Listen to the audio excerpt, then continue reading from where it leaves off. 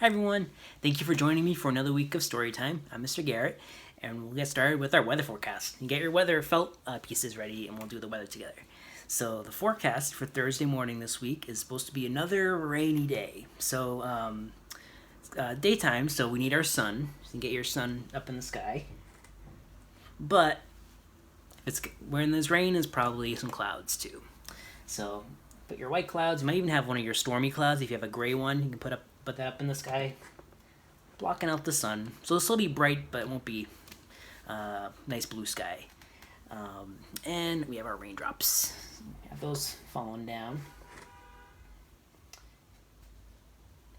And I know it's not really fun to have a rainy day, but it's good for the plants and the trees to get a nice drink. Speaking of trees, we have our tree. So I'll put that up there. Last few weeks, we've been watching the buds get bigger and bigger. They started out really, really small, and they're growing into the leaves. And this week, when I looked outside the window, I looked at the tree. The leaves are much bigger. They're actually covering the branches now. So take a look outside and look at the trees in your neighborhood and see how big the leaves are and how many there are. And then keep checking every day to see how much they grow. And look outside and see if the weather forecast came true. If you're watching it on Thursday morning, it might be raining. If it's later on, maybe the weather's different. You can use your weather window every day and move the pieces around. All right, now we're going to do our story. All right, so the story for this week is called Water, Land. Land and Water Forms Around the World by Christy Hale. So we have two main colors on this cover. Can you guess which one's the land? Yeah, the beach down here. Yeah, it looks like we have the sand here and the ocean here. So you think of what the earth looks like. You pretty much only have water or land, and they kind of make some interesting shapes together, don't they? So in this book, we're going to look at some of the different shapes that water and land make when they interact together. Special thank you to Roaring Brook Press. This is a really cool book because so many of the things that land and water do together have special names, and you'll probably recognize some of them, but you'll probably learn some new words too. So we'll start with one that we've probably seen before. What does this look like? It's a lake, yeah, or a pond. It looks like a pond to me, but it's a lake.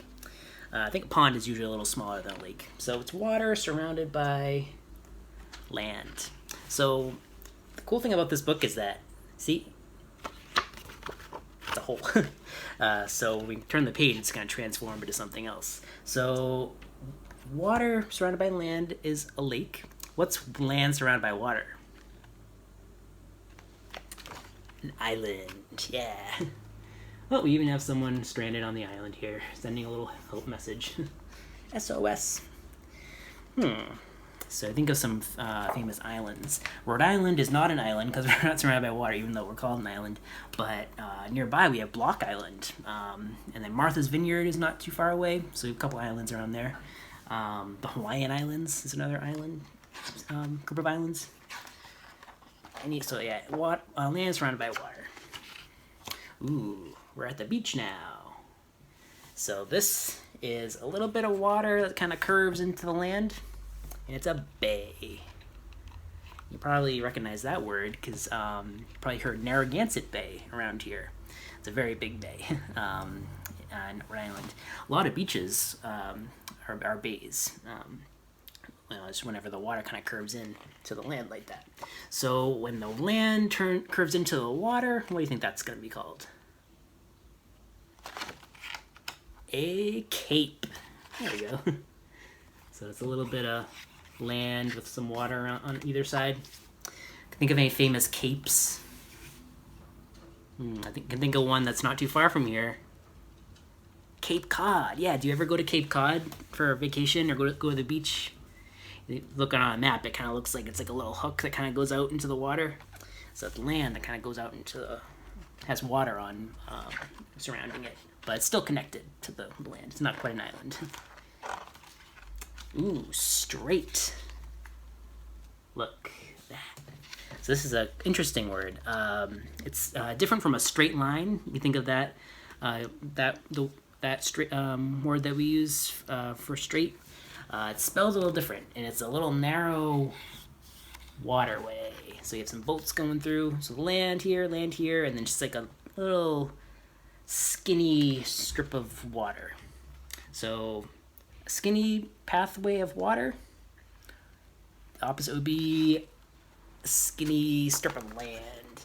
And this is a very cool word to say, but it's kind of hard to say. It's isthmus. Okay, so I'll break that down a little bit. So can you say miss? All right, now let's say it a little faster. Isthmus. Isthmus. It's easier to say. Sometimes I want to say isthmus, but it's isthmus. Very tricky to say, but it's a really cool word to say. Think of like between North and South America, that little like narrow like area of land that connects them. That's an isthmus. So sometimes you find those on a map too. Ooh, okay, so we're revisiting the lakes, but we don't just have one. We have a few of them. So this is a group of lakes or a system of lakes. All right. So remember the land surrounded by water was an island. So what do you think a group of islands is going to be? A very interesting word. It's an archipelago.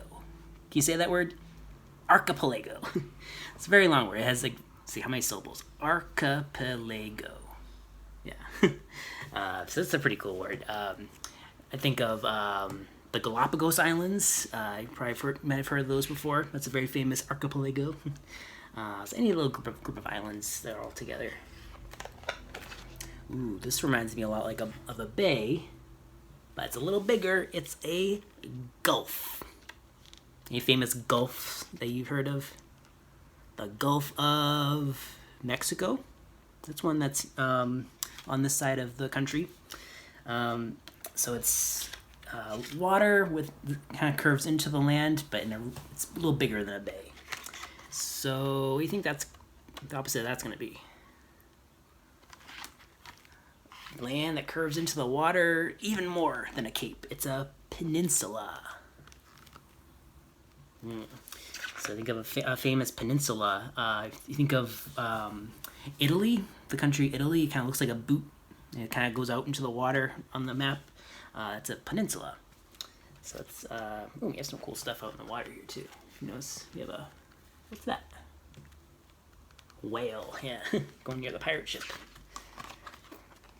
All right, and now we have all our things that we saw in the book, and we're not done. Not done yet. Whoa! We have a whole world in here. So I was pointing out all the examples that we saw in here. So the Isthmus down here connects North and South America. We have a strait here between it's like Spain and the continent of Africa. We have Italy right here is the peninsula. So that's right there.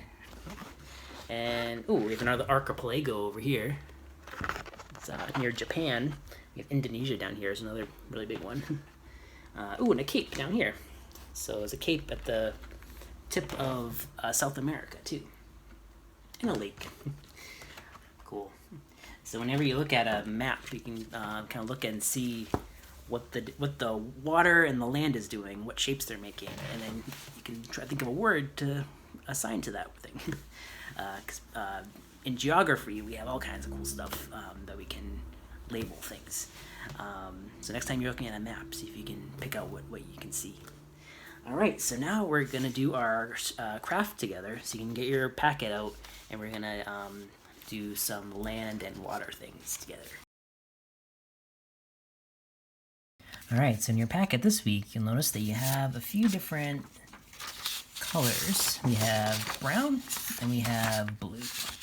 So I figured we could make some pictures kind of like in the story using the water and the land. And think back to some of your favorite things that you saw in the book. Some of your favorite things that you would want to see in a picture. So it could be an island, could be the isthmus, could be the a bay or an archipelago or a lake. So I'm just going to first cut this in half, the blue one. I think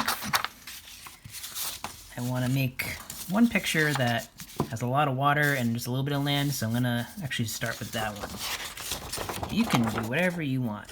So I'm gonna watch me first and see an example, and we can just start to use the paper to make different designs for land. Okay, so I have the water, and I think I'm gonna go ahead and make an archipelago, a bunch of islands. So I'm gonna cut different shapes. I'll make one like that. And let's see, open up the glue. So I glue this down first. So that's kind of a big one. And I'm gonna make a couple smaller ones.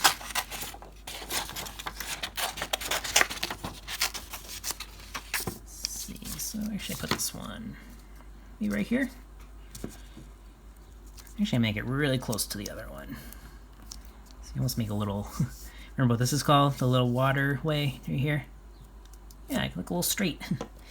So a lot of times these things are right next to each other. So you could have a peninsula, and then nearby you could have a little isthmus. They all kind of fit together like a puzzle. Alright, so that's my archipelago. A bunch of water over here. Let's see. Maybe I can draw some pictures to go along with this. Maybe I have a ship out here.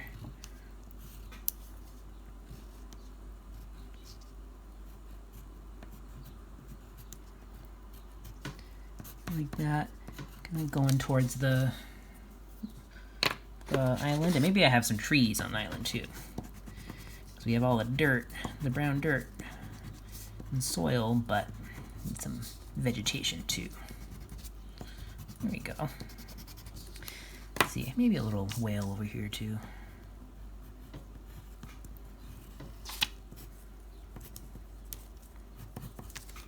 There we go. So I can keep adding details to this picture if I want, but I think for now I'm gonna make a different picture. So you can start to make your own picture and think of what you want to do. I'm gonna make one more example using just the land and add a little bit of water. So let's see, maybe I'll make a bay. So I'm just gonna make it kind of like a semicircle like this. Cut it out like that. And let's see, let's put it kind of on this side like this. So I'm gonna glue this down. And get ready for summer. Start to think about the beach, the fun things that you find there. See? So this is the water that's kind of curving in, and this is where all the waves would come in, and this is the sand over here. So let's see, maybe we can make some waves and coming in like that. Let's see, do I have any white? Yeah, I'll add the splashy white water when the waves are coming in. Maybe someone's boogie boarding over here. Let's see. Like that. Draw a person right here, riding the wave.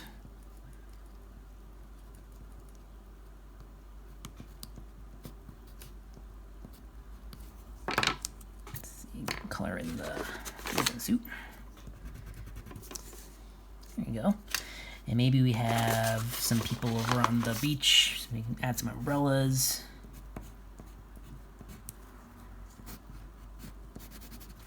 And a towel. Maybe there's some little seagulls too. You can go to the beach, sometimes you see birds walking around trying to get some food.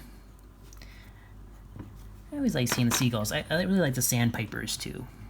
Some of my favorite seabirds, birds that live near the ocean. So you look at the ocean, you think of like a lot of times fish and things that live in the water, but there are all kinds of animals that live on the land too, because the land and the water are very closely connected. Cool. So you just add more details. You can make little pictures. You kind of keep on going. Make some islands. You make a bay. You can try an isthmus if you want, and just keep adding little details for your pictures. So I hope you enjoyed the activity. So next week we'll be back at the same time, 10:30 on Thursday on our YouTube channel. We'll have a new book, so you can stop by the library anytime starting today to get the craft packet for next week, and get some books too to bring home. Stay tuned. We'll be having some announcements about some fun summer activities that we'll have coming up. So hopefully I'll have that information for you soon. And in the meantime, I hope you have a wonderful weekend. Hope you get some fresh air if it's nice weather, and stop by the library and say hi. So hope to see everyone really soon. Take care, everyone.